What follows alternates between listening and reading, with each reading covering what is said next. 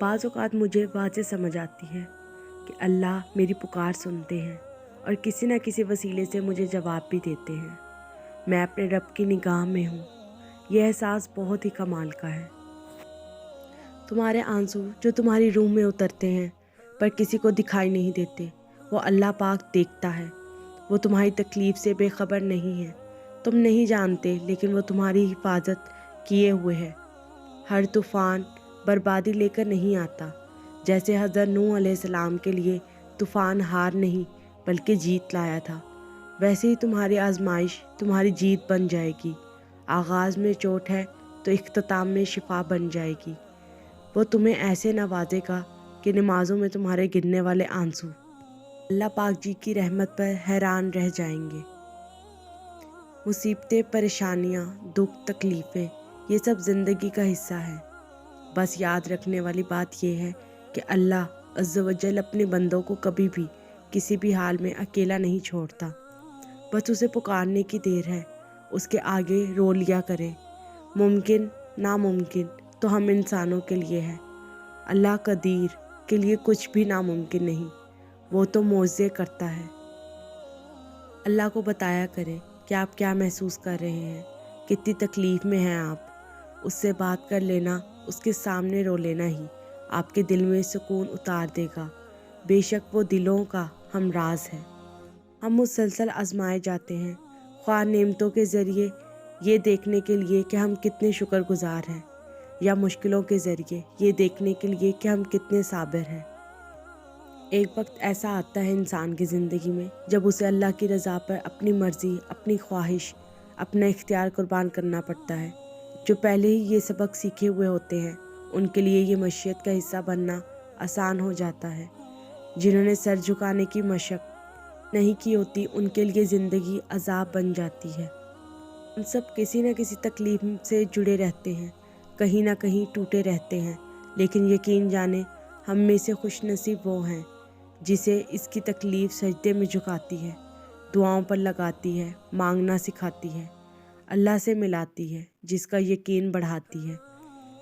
کیونکہ جس کا غم اسے اللہ سے جوڑ دے، اس کا وہ غم نہیں تھا، وہ اس کے لیے اللہ کی چاہت تھی۔ آنکھ کی نمی بہت بڑی رحمت ہے، یہ اللہ سے آپ کا رابطہ بڑھا دیتی ہے۔ شکر گزار ہو جائیں ان لوگوں کا جو آپ کو آنکھوں کی نمی عطا کر گئے۔ شکر عطا کریں اس تکلیف کا جس نے آپ کی آنکھ کو پرنم کر دیا۔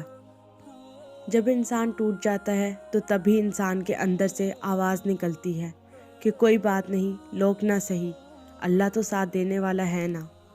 سنو، زندگی یہ جو دکھ ہوتے ہیں نا، یہ بہت ضروری ہوتے ہیں۔ دکھ کا بھی شکر کریں، یہ ہمیں سزا دینے کے لیے نہیں، ہماری آنکھ کھولنے کے لیے آتے ہیں۔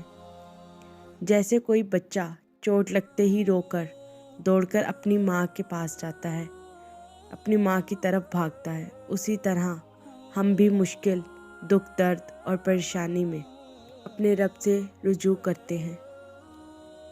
مایوسیاں محسوس ہونے لگیں تو مہربانیاں گننا شروع کر دیں۔ اللہ کی محبت کی مٹھاس محسوس ہونے لگے گی اور دل سکون سے لبریز ہو جائے گا۔ رکاوٹوں اور مشکلات کے لیے پریشان مت ہو، ان کے پیچھے بہت حکمتیں ہیں۔ یہ آپ کا راستہ نہیں روکتی بلکہ بہترین راستے پر لے جانے کے لیے آتے ہیں۔ تہجد ان سارے غموں کے لیے مرہم ہے جو آپ کو ساری رات سونے نہیں دیتے۔ اپنا درد صرف اپنے رب کو بتائیں۔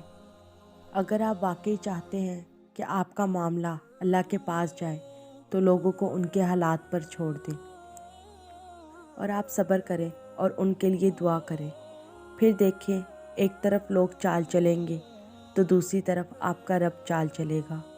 وہ آپ کی طرف سے حساب لے گا، اور یاد رکھیں آپ کا رب کسی کے ساتھ رائی کے دانے کے برابر بھی زیادتی نہیں ہونے دیتا۔ آپ کا اللہ بہترین طریقے سے چال چلنے والا ہے کیونکہ وہ بہترین کارساز ہے۔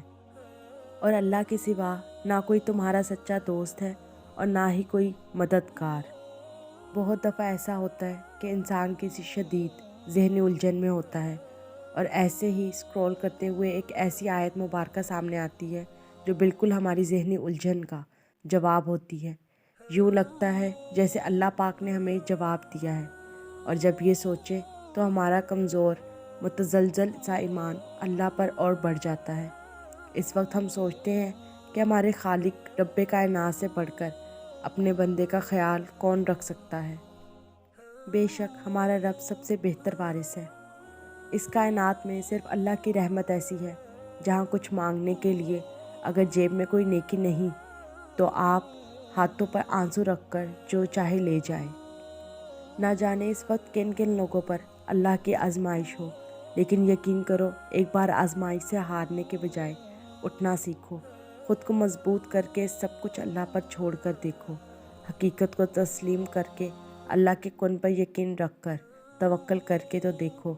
फिर देखना कैसे रूह के अंदर तक सुकून ही सुकून भर जाएगा।